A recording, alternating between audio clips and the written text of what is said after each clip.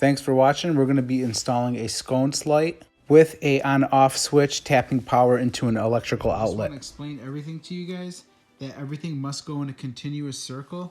So I drew it out here so you could understand what's going on with the wires, because that's probably going to be your number one question. You have your electrical outlet, you have your on-off switch, and you have your light. Each one of these has two prongs representing positive and negative, or the on-off switch just has two because it's a kill switch. Okay, and over here you got your positive and negative, so left and right side.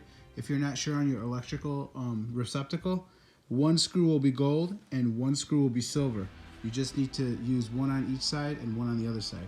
So make sure you go into a continuous circle. So from your electrical receptacle, you will hook up one wire and you will go to the light switch. Usually you have about two of these. Sometimes they're on the same side where you got a screw, and you would wrap a wire around one of them, and the other wire would go over here to the light, and then the light going from here down to here to the other side of the receptacle. So all that's happening is there's constant power, but over here, if I could explain this to you guys, the light switch is like a cutoff. So when you hit the switch, it connects the two together, and when you separate it or turn it off, it separates it. That kills the power going to that. So that continuous circle is now cut off, and it stops there until somebody tells it to turn on or off. Okay, let's get started. I have my on-off switch all wired up, and I have the wire going to the electrical outlet and one wire going up to the light. Use the diagram for a reference.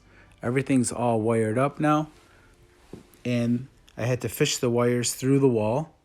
Now I'm getting ready to hang the LED light onto the wall. I know exactly where it's going.